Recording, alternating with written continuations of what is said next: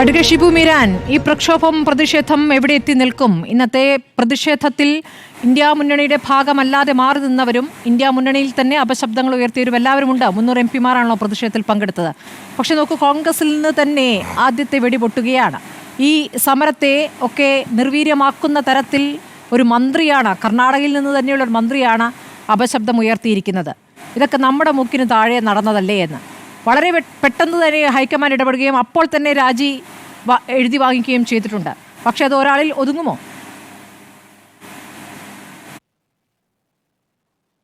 അല്ല, നമ്മൾ സ്മൃതി തന്നെ ആദ്യം സൂചിപ്പിച്ചതുപോലെ ഇന്ന് രാജ്യ തലസ്ഥാനത്ത് നടന്നിട്ടുള്ള സമരം, നമ്മൾ പ്രതിപക്ഷം ഭരണപക്ഷത്തിനെതിരെ ഒരുപാട് സമരങ്ങൾ നടത്തുന്നത് നമ്മൾ കണ്ടിട്ടുണ്ട്. പ്രതിപക്ഷ നേതാക്കന്മാർ നിരന്തരം ഭരണപക്ഷത്തിനെതിരെ രാഷ്ട്രീയ ആരോപണങ്ങൾ ഉന്നയിക്കാറുണ്ട്. പക്ഷെ ഇന്ന് നടക്കുന്ന സമരത്തിന്റെ ഒരു പ്രത്യേക സ്വഭാവമുണ്ട്. അതുകൊണ്ട് തന്നെയാണ് സ്മൃതി തന്നെ ചൂണ്ടിക്കാണിച്ചതുപോലെ തൃണമൂൽ കോൺഗ്രസ് ആവട്ടെ, ആം ആദ്മി പാർട്ടി ആവട്ടെ, ഇന്ത്യയിൽ വീണ്ടും പ്രതിപക്ഷത്തിന്റെ ഒരു ഐക്യം ഒറ്റക്കെട്ടായി രൂപപ്പെട്ടു വരുന്നത് നമ്മൾ കാണുന്നത്. കാരണം ഇത് ഇന്ത്യൻ ജനാധിപത്യം നമ്മൾ കാണുന്നത് പോലെ നിഷ്പക്ഷമായി തന്നെ പ്രവർത്തിക്കുന്ന ഒരു സംവിധാനമാണോ? അതല്ല. കേന്ദ്ര ഗവൺമെന്റും ഈ ജനാധിപത്യത്തിന്റെ കാവൽക്കാരാകേണ്ട ഇവിടുത്തെ തെരഞ്ഞെടുപ്പ് കമ്മീഷനും ചേർന്ന് ഇരുട്ടിന്റെ മറവിൽ ഇന്ത്യയുടെ ജനാധിപത്യത്തെ കൊല ചെയ്യുന്നുണ്ടോ എന്ന വളരെ നമ്മുടെ രാജ്യത്തിന്റെ മുന്നോട്ടുള്ള പ്രയാണത്തെ സംബന്ധിച്ചൊക്കെ വളരെ മൗലികമായ ചില ചോദ്യങ്ങളുടെ മുകളിലാണ് ഇന്നത്തെ സമരവുമൊക്കെ നടക്കുന്നത് എന്നതുകൊണ്ട് ഒറ്റപ്പെട്ട ഒരാൾ എന്തോ പറഞ്ഞു എന്നത് ഞാൻ ഒരു നിലക്കും കാര്യമാക്കുന്നില്ല. കാരണം കർണാടകയിൽ ഇപ്പോൾ എന്തുകൊണ്ടാണ് കോൺഗ്രസിന്റെ ഒരു നേതാവ് അങ്ങനെ അതിൽ നടപടി എടുത്തിരിക്കുന്നത്? ആ ഒരാളിന്റെ ശബ്ദമല്ല. ഇതാണ് ഒരു രാഷ്ട്രീയ സ്വഭാവത്തിനപ്പുറത്ത്. ഇപ്പോൾ സ്മൃതി രാഹുൽ ഗാന്ധിയുടെ അന്നത്തെ വാർത്താ സമ്മേളനത്തിൽ നിന്നാണല്ലോ നമുക്ക് യഥാർത്ഥത്തിൽ ഈ സംശയങ്ങളൊക്കെ വളരെ നേരത്തെ തന്നെ ഉണ്ടായിരുന്നു. നമ്മളതൊക്കെ പല ഘട്ടത്തിൽ ഉന്നയിച്ചിട്ടുണ്ട്. എങ്കിൽ കൂടി രാഹുൽ ഗാന്ധിയുടെ വാർത്താ സമ്മേളനത്തോടെയാണ് ഈ കാര്യങ്ങളൊക്കെ ശക്തമായി പൊതുമണ്ഡലത്തിൽ ചർച്ചയാവുന്ന നിലയിലേക്ക് അതിന് തെളിവുകൾ വരുന്നത്. ചില പേരുകൾ ഒക്കെ അദ്ദേഹം പറഞ്ഞു. ഇപ്പൊ നമ്മൾ കാണേണ്ടുന്ന ഒരു കാര്യം, ഇപ്പൊ തെരഞ്ഞെടുപ്പ് കമ്മീഷൻ രാഹുൽ ഗാന്ധിക്ക് നോട്ടീസ് കൊടുക്കുന്നു. ഇവിടെ ചർച്ചയിൽ പങ്കെടുക്കുന്ന തൃശ്ശൂരിലെ LDF-ന്റെ സ്ഥാനാർത്ഥിയായിരുന്ന സഖാവ് സുനിൽ കുമാറിനും അത് കിട്ടണം. എന്ന് വെച്ചാൽ നിങ്ങൾ ആരോപണം ഉന്നയിച്ചാൽ അത് നിങ്ങൾ തെളിയിക്കാൻ നിങ്ങൾക്ക് കഴിഞ്ഞില്ലെങ്കിൽ അതിന്റെ ശിക്ഷ ഏറ്റുവാങ്ങണം എന്ന് പറയുന്നതോടെ ബേർഡൻ ഓഫ് പ്രൂഫ് എന്ന് പറഞ്ഞാൽ പോരാ, ഒരുതരം ബേർഡൻ ഓഫ് പണിഷ്മെന്റ് എന്ന സ്വഭാവത്തിലേക്ക്, ആരോപണം ഉന്നയിക്കുന്നതിന് മുൻപ് നിങ്ങൾക്ക് കിട്ടാവുന്ന ശിക്ഷയെ ഭയന്നോളൂ എന്ന് പറയാവുന്ന രൂപത്തിലേക്ക് അത്രയ്ക്ക് ഇൻട്രാൻസ്പെറന്റായി, അതാര്യമായി, ഒരുതരം ഇരുട്ട് മുറിയിലെ കൊള്ള സംഘത്തെ പോലെ പലതും മറച്ചു വെക്കാനുള്ള ഒരു കൂട്ടരായി നമ്മുടെ തെരഞ്ഞെടുപ്പ് കമ്മീഷൻ നമുക്ക് കാണേണ്ടി വരികയാണ്. സ്മൃതി ഇതിനകത്ത് വളരെ കൃത്യമാണ്. ഇപ്പം BJP-യുടെ പ്രതി ഇവിടെ അദ്ദേഹം തൃശ്ശൂരിലെ, മലപ്പുറത്തെ, പൊന്നാനിയിലെ ഒക്കെ കണക്കുകൾ വായിച്ചു. ഇവിടെ കാര്യങ്ങൾ വളരെ ലളിതമാണ്. നിങ്ങൾ നേർക്കുനേരെ ചില ചോദ്യങ്ങൾക്ക് ഉത്തരം പറയൂ. ഒരു തൃശ്ശൂരിലെ പൂങ്കുന്നത്തെ ഒരു ഫ്ളാറ്റിൽ 9 വോട്ടുകൾ ചേർക്കപ്പെടുന്നു. ഭാരത് ഹെറിറ്റേജ് എന്ന പേരിൽ തൃശ്ശൂരിലെ BJP സ്ഥാനാർത്ഥി മത്സരിക്കാൻ എത്തിയപ്പോൾ അദ്ദേഹം താമസിച്ച വീട്ടിൽ 11 വോട്ടുകൾ ചേർക്കുന്നു. എന്റെ ചോദ്യം, ഈ ഭാരത് ഹെറിറ്റേജ് എന്ന പേരിൽ അന്ന് 11 വോട്ടുകൾ ചേർത്ത ആ വീട്ടിൽ ഇപ്പോഴും ആ കുടുംബം താമസിക്കുന്നുണ്ടോ?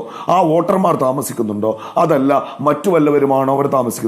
ഇതിന്റെ ഒരു അന്തർ സംസ്ഥാന സ്വഭാവം ഉണ്ട്. ഇപ്പം രാഹുൽ ഗാന്ധി ഒന്ന് ഉപയോഗിച്ച ഒരു പേരാണ് സ്മൃതി, ആദിത്യ ശ്രീവാസ്തവ എന്നൊരാളുടെ പേര്. അദ്ദേഹത്തിന്റെ ഇലക്ഷൻ ID നമ്പർ FPP 643740 എന്നതാണ്.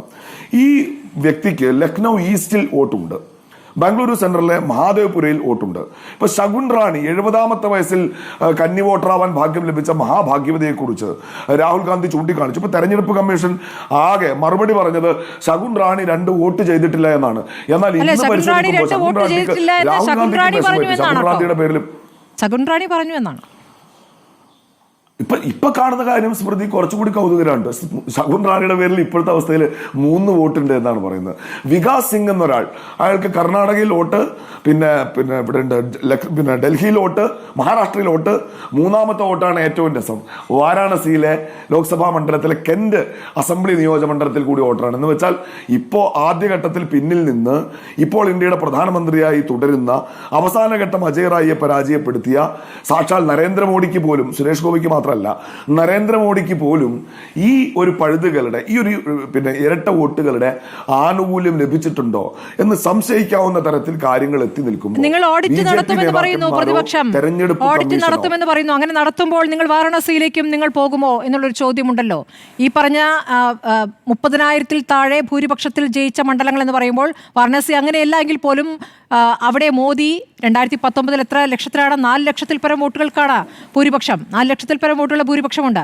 അത് എത്ര കുറഞ്ഞു എന്നുള്ളത് നമ്മൾ കണ്ടതാണ്. താങ്കൾ പറഞ്ഞ പോലെ അജയ് റായ് ഒരു ഘട്ടത്തിൽ വിയർപ്പിക്കുന്നുണ്ടായിരുന്നു.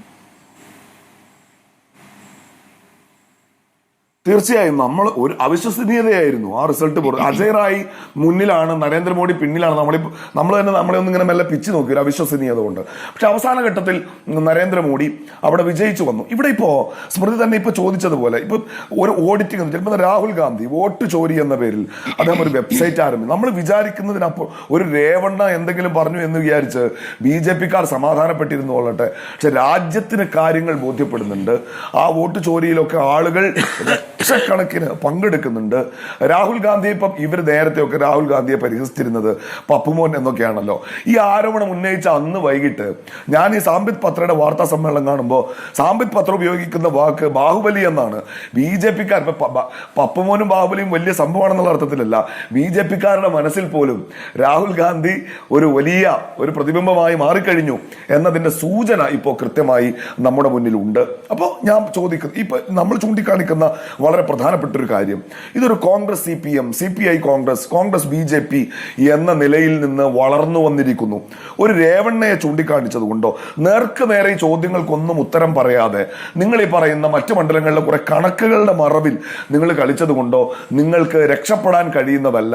യഥാർത്ഥത്തിൽ ഇപ്പോൾ ഇന്ത്യയുടെ ജനാധിപത്യത്തെ ഇരുട്ടിന്റെ മറവിൽ അട്ടിമറിച്ചുകൊണ്ടാണ് BJP ഗവൺമെന്റ് ഇവിടെ അധികാരത്തിൽ ഇരിക്കുന്നത് എന്ന് സംശയിക്കാൻ ന്യായമായ കാരണങ്ങളുണ്ട്. ആ സംശയത്തെ മുൻനിർത്തി മുന്നോട്ട് വെക്കാൻ ന്യായമായ വസ്തുതകൾ നമ്മുടെ കയ്യിൽ. ഈ ലിസ്റ്റ് എത്രയും വായിക്കാൻ കേട്ടോ. ഇപ്പൊ ഗുർകീർത്ത് സിംഗ് എന്ന് പറയുന്ന ഒരു സിഖുകാരൻ, അദ്ദേഹത്തിന് 4 വോട്ടുണ്ട് എന്ന് പറഞ്ഞിരുന്നു. അതിന്റെയൊക്കെ അവരുടെ എപ്പിക് നമ്പർ എന്ന് വെച്ചാൽ വോട്ടർ ID നമ്പർ അടക്കം ഈ 4 വോട്ടുകളും ഒരേ IDയിലാണ്. ഏത് ബൂത്തിലാണ് എന്ന് കൂടി ബോധ്യമുണ്ട്. അവിടെ കർണാടകയിലെ ബാംഗ്ലൂരു സെന്ററിലെ കണ്ണമംഗല സ്കൂളിലാണ് ഒരാട്ട്, ഗേഡേഹള്ളി എന്ന് ചേർന്ന് തൊട്ടടുത്ത ബൂത്തിലെ ഒരു സ്കൂളിലാണ് ഇദ്ദേഹത്തിന്റെ 3 വോട്ട്. ഇതൊക്കെ ഫാക്ച്വലായി നമ്മുടെ മുന്നിലുള്ളപ്പോൾ ഇലക്ഷൻ കമ്മീഷൻ എന്താണ് യഥാർത്ഥത്തിൽ പറയേണ്ടത്? അങ്ങനെ സംഭവിച്ചിട്ടുണ്ടെങ്കിൽ പരിശോധിക്കും. അടുത്ത തെരഞ്ഞെടുപ്പിലെങ്കിലും കുറ്റമറ്റ ഒരു വോട്ടർ പട്ടിക ഇലക്ഷൻ കമ്മീഷൻ ഉറപ്പാക്കും എന്ന് പറയുന്നതിന് പകരം രാഹുൽ ഗാന്ധിയെ ജയിലിലടച്ചു കളയാം എന്ന മട്ടിൽ ഇലക്ഷൻ കമ്മീഷൻ ഇറങ്ങി പുറപ്പെടുന്നത് കാണുമ്പോൾ ഈ രാജ്യത്തെ ജനങ്ങൾക്കെല്ലാം ബോധ്യമാവുന്ന ഒരു കാര്യം, ഇലക്ഷൻ കമ്മീഷൻ BJP-ക്ക് പുറത്തുനിന്ന് പിന്തുണ കൊടുക്കുന്ന ഒരു ഘടകകക്ഷിയെ പോലെ ഇന്ത്യയിൽ പ്രവർത്തിക്കുന്നു എന്നതാണ്.